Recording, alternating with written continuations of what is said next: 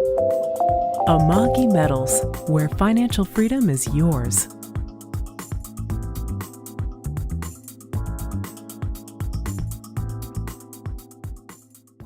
Welcome, Larry. Thank you, Steve. It's a great pleasure to be here. Great, great. So the first time I met you actually was about 5 years ago, and you gave a terrific speech on the great myths of the Great Depression. And since then, we had a recession of our own here in the United States.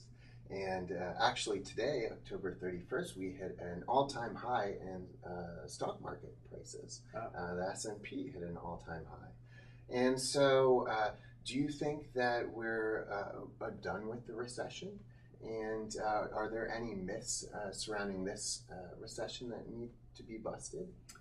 Great question, Steve. Of course, officially, if you judge recessions by number of quarters that show a decline in GDP, officially it was over, several years ago. But we've had an incredibly sluggish so-called recovery, as everybody knows, very painful recovery, mainly because of the weight of very poor policy from the government on the fiscal side. Whether it be higher tax burdens, the tax burdens of Obamacare, a regulatory explosion, all of that has been a real damper on the economy. So whatever artificial stimulus we might have gotten from all the money creation, a lot of that's been offset by the harmful fiscal policies. And the second part of your question, though, concerned the myths about the recession. Yeah, there are many.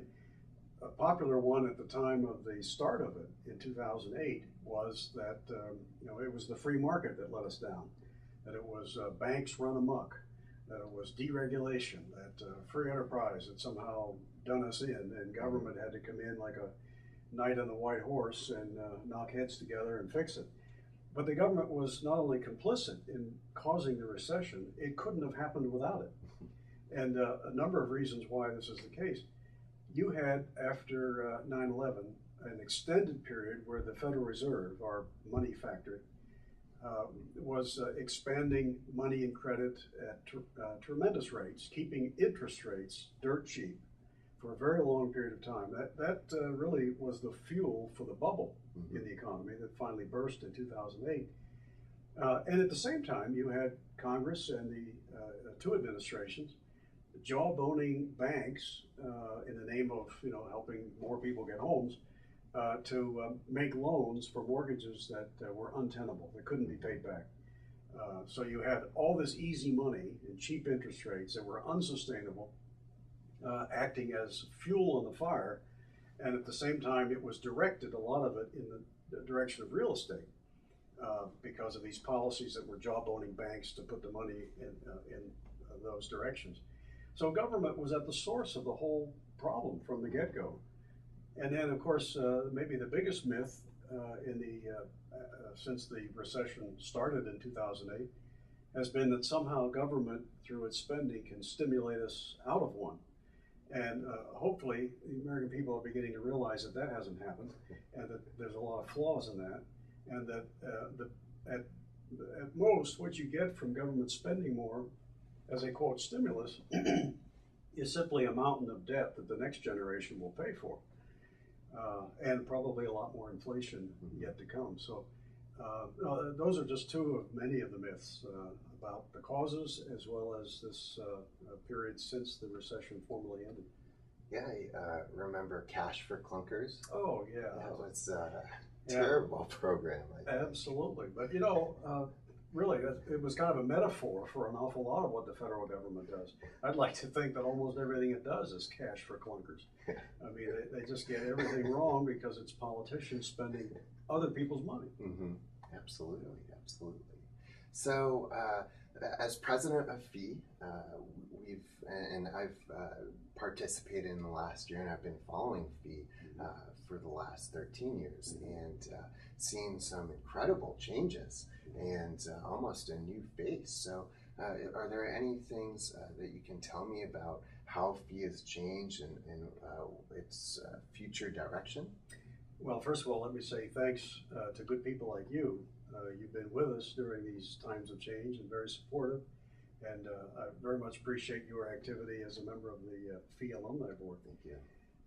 Yeah, this has been a team effort. A lot of people have been involved in putting Fee on a new path. And the one thing that has not changed, and that will certainly never change while I'm president, is the principles to which we're committed. We're no different in that regard today than we were when Fee was founded in 1946. We believe in individual liberty, free markets, competition in everything, accountability for everything, and all the virtues that we think are important and that define what it means to live as a responsible adult in a free society. So that hasn't changed. But for a long time, Fee was rather isolated. We thought the world should come to us in a lot of ways. But now we think of ourselves as a place that takes its message to the world, and not only in a vast and growing array of in-person events, seminars, presentations of every kind, but also online, various ways in which we've used technology to reach out and touch primarily young people. So we're using technology more. We're refocusing Fee on the 16 to 24-year-old demographic. With the Freeman, our magazine has changed so as to appeal to that audience. We're getting around and doing more things in more places than ever before. Our summer seminars programs are setting records. We had 809 students at our 12 summer seminars this past year. But in addition to that, we've reached about 14,000 students in one-on-one personal interaction, whether it be on a campus giving a speech or various other ways. Mm-hmm. When you add in the contacts or interactions online or the use of our videos in classrooms, we reached about 1.5 million last year, which I think has got to be an all-time record for Fee, because for most of Fee's history, we didn't have any of this technology to reach people. Very nice. Yeah, it sounds a lot like Hayek when he talks about the knowledge problem, and the biggest issue is knowledge needs to be localized and decentralized, and it sounds like Fee is doing a lot of that to reach a lot more people. That's right. We're not a top-down organization. There's no master planner that is issuing orders to everybody. My management style has always been at various places to find the best people, mm-hmm. empower them, and let them go to town. Yeah. So yeah, in every respect, internally and in the way we reach people and where we reach them, we are a dispersed organization. Yeah. So what are some summer programs that are happening next summer? Well, they're just now taking shape, and for anyone interested, especially in that 16 to 24-year-old demographic, in December, we will have all the details on our website, fee.org. But I can tell you that some of the locations for next summer's seminars will be Texas, not Austin, but not someplace nearby, I can't remember the town, and also Chapman University in Los Angeles. There'll be a couple in the Atlanta area, one at Clemson in South Carolina, a couple up in Grand Rapids, Michigan. We tend to move around each year and put them in different places, try to be geographically diverse around the country. And instead of just straight seminars on, economics, generically speaking, every seminar has a theme intended to attract a group of students who have particular interests.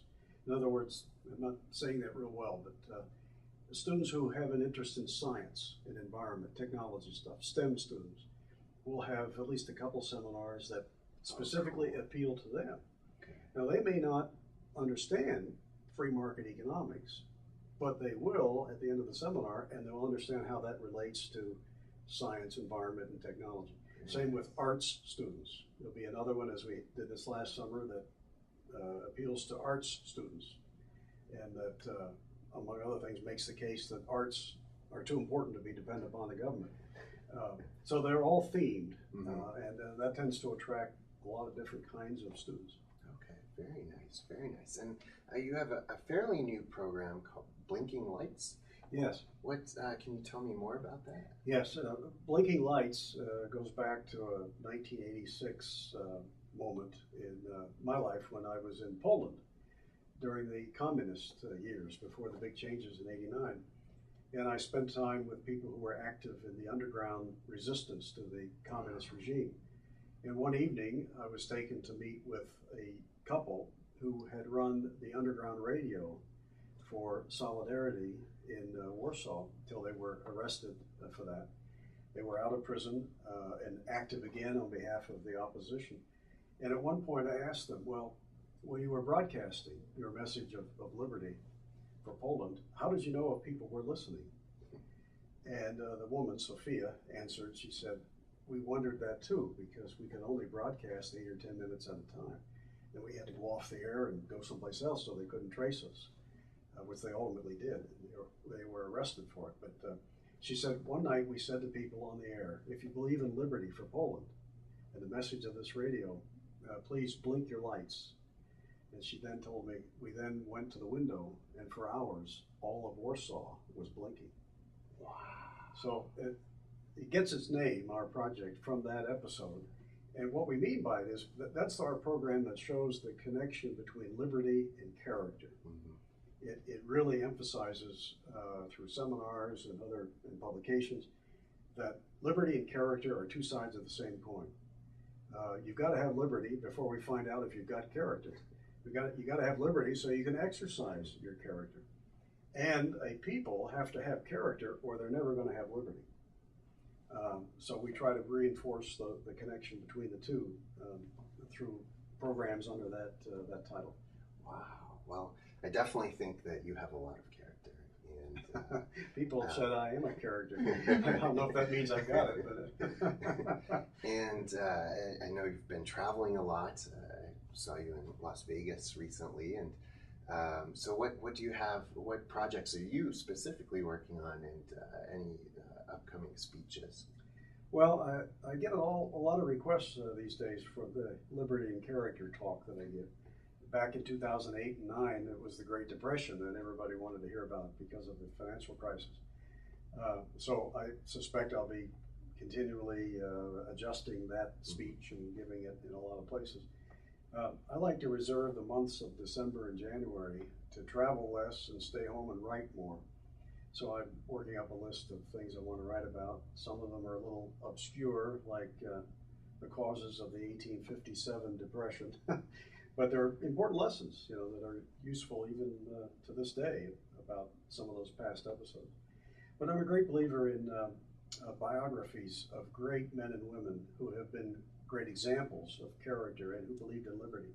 So I'm constantly on the lookout for names of the past that need to be dusted off, and people need to be told about great men and women who were exemplars of character and believers in liberty. So I'll probably be spending more time doing some research in those areas too. Cool. Do you have any examples? Yeah, one that I talk a lot about these days happens to be a personal friend. His name is Nicholas Winton. He saved almost 700 Jewish children from the Nazis, 1938-39. And he's still living at 105 and a half. I just visited him for his 105th birthday near London in May. He's a great example of a man with character in every pore. And he proves that character can not only enrich life, it can save lives. But also from the past, Grover Cleveland is my favorite president. I like talking about him because he was a man of character. And it was his character that led him to all the right conclusions on public policy. He was for free trade, small government, low taxes.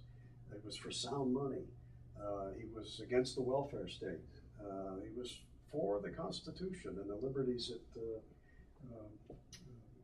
allows us. And not many presidents, can you say, came anywhere close to Cleveland's commitment to those ideas. Especially today. Yeah, oh yeah. Tell me about it. Well, thank you so much for coming to our office. It's been an honor, and hope that I look forward to your future speeches down the road. Thank you, Steve, and thanks to you and to Amagi Metals for their commitment to the values that we share.